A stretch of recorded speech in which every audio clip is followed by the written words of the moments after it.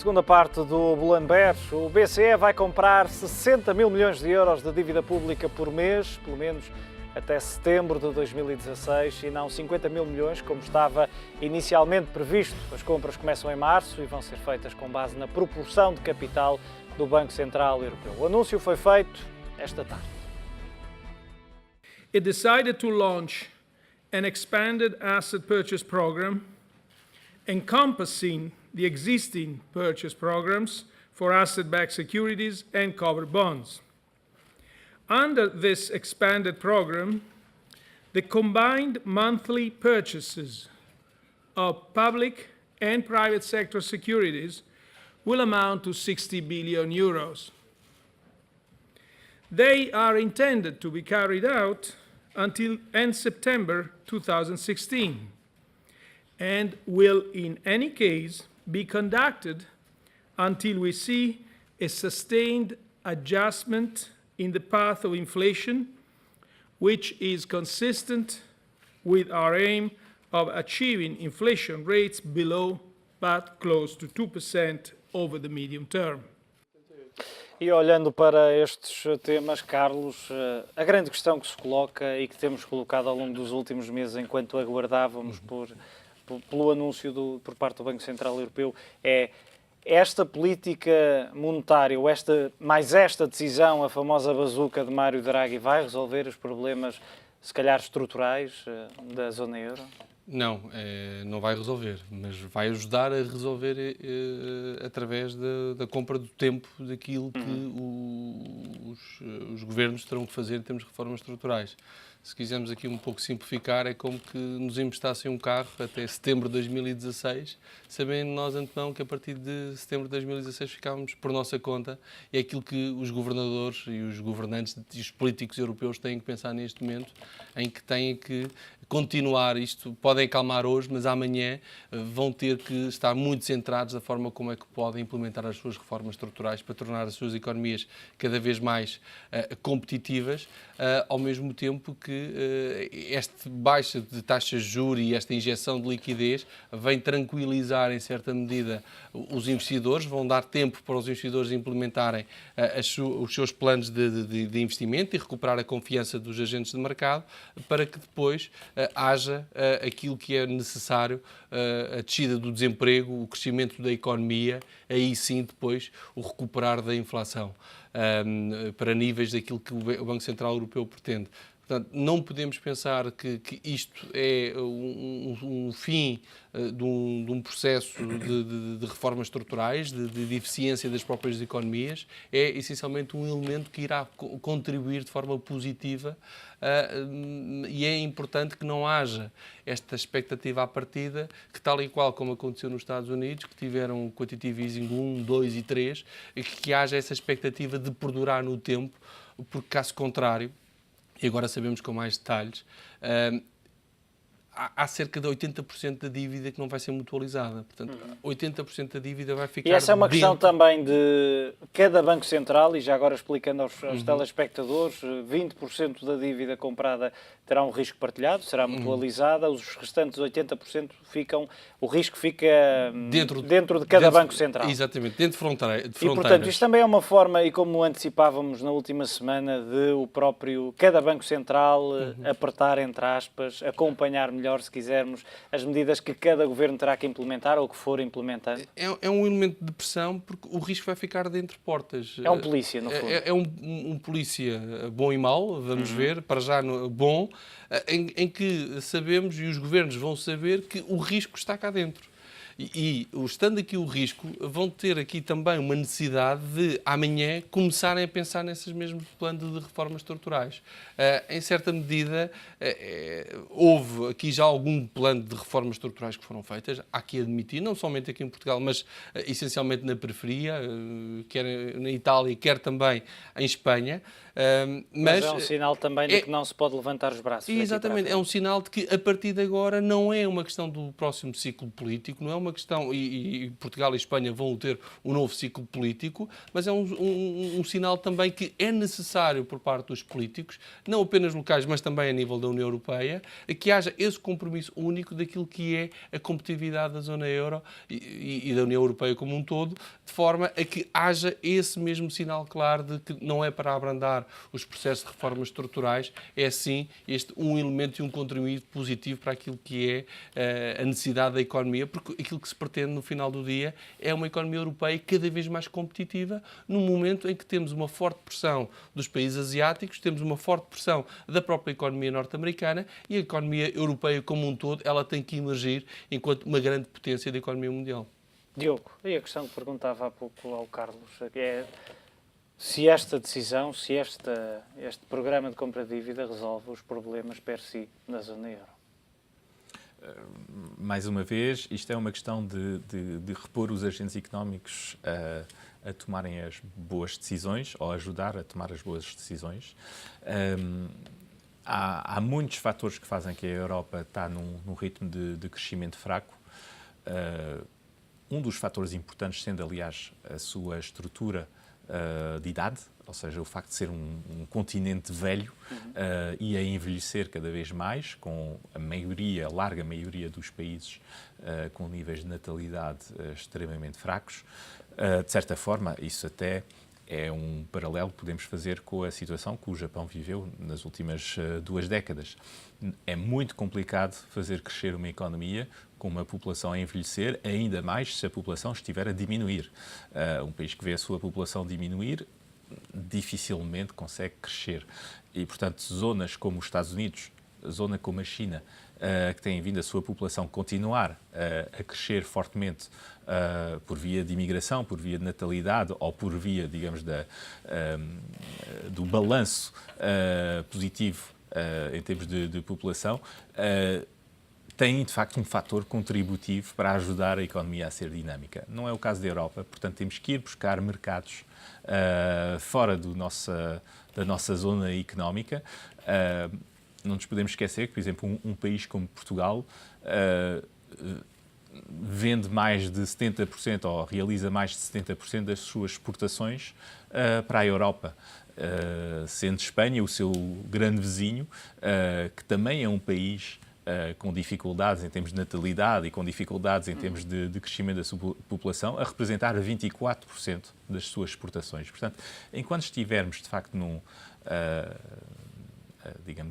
em vaso fechado, é complicado ir buscar crescimento. Portanto, os programas como o QE ajudem, de facto, a baixar os custos de financiamentos, mas quem vai decidir de investir, de ir buscar mercados, de ir buscar clientes fora da Europa, de ir buscar clientes nos Estados Unidos, de ir buscar clientes à Ásia, à África, etc., são as empresas. Elas é que têm que ir, de facto, desbravar estes mercados para criar empregos em Portugal e no resto da zona euro. E falávamos há pouco, Diogo, no facto de esta operação incluir, embora com aquele asterisco no final do contrato, a partir de julho, compras de dívida grega, em função do que for cumprido até lá, mas também há um outro pormenor interessante, que é o próprio BCE admitir que vai comprar dívida com yields negativas, e aqui estamos a falar quase exclusivamente ou exclusivamente da dívida alemã. É também uma forma de agradar à própria Alemanha, porque é uma maneira de não excluir a Alemanha. Temos asilo a 5 anos, próximas de zero, muito baixas. Embora a Alemanha não tenha provavelmente votado este programa de QE, de certa forma também é bom serem os bancos nacionais a realizarem a compra, embora haja uma parte de partilha de risco com o BCE, porque provavelmente o Banco Central alemão, se for um bom investidor, não irá comprar dívida do Estado alemão. Que investidor sensato irá comprar uma dívida que paga 0,5% a 10 anos e 0% a 5 anos? Ninguém. Portanto, se eu for um gestor de carteiras ou o gestor de carteiras do Banco Central alemão, irei ou não fazer nada, ou então, até porque não, comprar dívida de outros Estados europeus, no sentido de diversificar, de certa forma, o meu risco. Mas acho que é importante ver que quem, de certa forma, corre mais riscos em termos de evolução da sua carteira, dos seus ativos, hoje em dia, provavelmente não são os detentores de dívida periférica, mas os detentores de dívida central. Porque a convergência, se ela ocorrer, a convergências de taxas de juros entre a zona periférica, incluindo, obviamente, a Grécia, embora a Grécia seja, de facto, um outsider, mas falando dos centrais, Espanha, Itália e também Portugal, a convergência vai-se fazer por um aproximar das taxas de juros, que estão a 1,5% em Espanha e Itália e 2,5% a 10 anos no caso de Portugal, vão aproximar-se das taxas alemãs, que estão a 0,5%. Isso é positivo para a recuperação destes países também? Se pensarmos, certamente por exemplo, positivo, porque o vamos pagamento antecipado ao FMI poupa 190 milhões de euros aos cofres do Estado português. Estamos sempre positivos em relação a uma prenda dada, de facto, aí um bónus dado em termos de orçamento do Estado, porque isso significa que o Estado terá mais para devolver à economia no seu todo. E, portanto, do lado alemão, temos o efeito contrário. Vamos ter certamente detentores de dívida alemã a verem as taxas de juros passarem, por que não, de 0,5% para 1% e perderem em termos de valorização dos seus ativos. Isso agradará à própria Alemanha?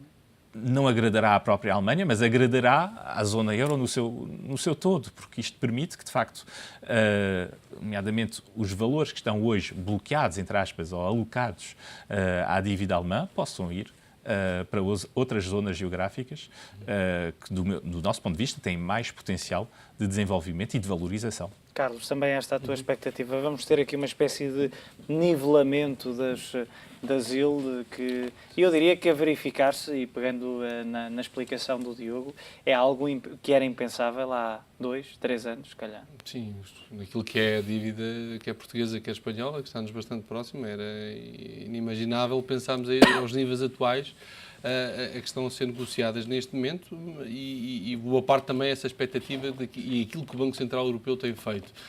E só gostava de dar esta nota, porque é certo que hoje é um dia importante daquilo que foi a decisão do Banco Central Europeu, mas o Banco Central Europeu, há cerca de 2 anos e meio, esta parte contribuiu muito, para lá dos próprios países que fizeram os seus trabalhos, contribuiu muito para esta redução das taxas.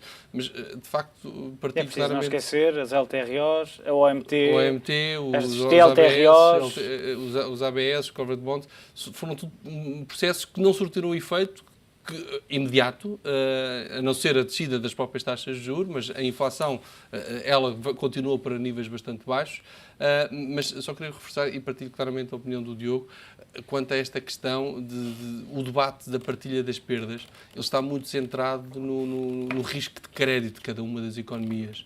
Mas é preciso ter em consideração exatamente aquilo que o Diogo estava a realçar, que é o risco de taxas de juros, porque se as taxas de juros daqui a 2 anos começam a subir, é natural que os investidores que têm dívida alemã são aqueles que vão ser os mais prejudicados.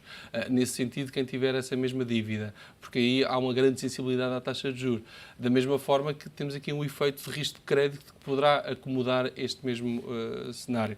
Mas, em termos daquilo que gostaria também de realçar, a importância desta comunicação que o Banco Central Europeu tem vindo a fazer desde o início do ano, e se nós repararmos, a maior parte das entrevistas foram dadas a jornais alemães. Portanto, para passar uma aproximação cada vez maior, apesar de haver não haver unanimidade naquilo que foi a decisão, mas também realçar o bom papel de comunicação que o Banco Central Europeu fez e conseguiu fazer neste mesmo processo.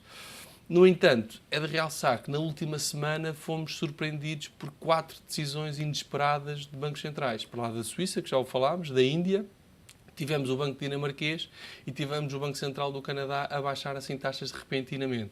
O que não é um sinal que possamos dizer positivo, porque se é certo que os bancos centrais, aquilo que têm ganho muito nos últimos tempos é melhorar a sua componente de comunicação, vermos decisões repentinas de bancos centrais não é um sinal positivo e temos que continuar em alerta, porque isto poderá ser sinais de que estes mecanismos todos que estamos a existir, descidas fortes, quer do petróleo, descidas fortes no euro-dólar, bem como no franco suíço, isto poderá gerar choques e esses choques depois poderão trazer momentos de volatilidade, mas é certo que todo este atual enquadramento, ele é positivo para ativos de risco, nomeadamente as ações, concretamente da zona euro, estamos a vê-los, o desempenho dos últimos tempos, mas é também um sinal de ficarmos em alerta para saber o que é que está a acontecer. Diogo, e há aqui um aspecto que me parece interessante, olhando já mais para o futuro, e já aqui tentamos antecipar um pouco o que é que poderemos ter pela frente, mas olhando para este papel, e eu chamar-lhe esta guerra entre aspas, com muitas aspas, por parte dos bancos centrais, cada um depois vai ter que tentar encontrar o seu próprio equilíbrio em função das medidas, das decisões que outro Banco Central tomou, e há pouco falavas também da questão da Fed, da economia norte-americana, sabemos que são parceiros comerciais, a zona euro e os Estados Unidos. Poderemos ter aqui esta, chamemos-lhe uma guerra mais ou menos saudável, mas esta troca de medidas, de decisões num futuro mais próximo. Nós já temos tido bancos centrais bastante mais ativos, mas poderão ser ainda mais ativos para se compensar. Mas já tivemos bancos centrais a colaborar muito mais ativamente. E um dos pontos que me aflige um pouco é não ter havido, de facto, uma reunião de bancos centrais a debaterem, por exemplo, dos níveis respectivos de câmbios ou dos níveis respectivos de taxas de juros. Estes choques nunca são positivos para as economias e, de facto, tentar estar a correr atrás de um câmbio mágico através de intervenções, nomeadamente nas taxas de juros, acaba por criar, ou na decisão por parte do Banco Central Suíço de deixar de ter o cap face ao euro, cria, por parte dos atores económicos, portanto, mais uma vez, são os verdadeiros geradores de riqueza, cria retração. Se eu não sei qual vai ser o câmbio daqui a um ano, daqui a 2 anos, ou se não consigo antecipar, porque uma descida ou uma subida de 20% ou 25%, obviamente não é antecipável, tendo em conta o histórico que tínhamos até agora nestas moedas, então tenho medo de investir. E se não investir, não crio riqueza, não crio emprego, não crio crescimento. Portanto, isto tudo acaba por destruir valor para o conjunto das economias, porque cada um está a tentar puxar a cobertura a si. Portanto, é preciso, ou seria preferível que os bancos centrais, de facto, operassem de forma um bocadinho mais coordenada, de forma a evitar, pronto, no caso indiano, é um caso de um banco central, entre aspas, periférico para a zona euro e para os países desenvolvidos no seu todo, mas, por exemplo, no caso do Banco Central Suíço, é um pouco estranho não ter havido uma concertação um pouco mais forte com o Banco Central Europeu. Diogo Santos Teixeira, Carlos Almeida, muito obrigado pela vossa análise no Bull & Bear desta semana. Já sabes, altos e baixos dos mercados estão de regresso dentro de 8 dias. Até lá, faça bons investimentos.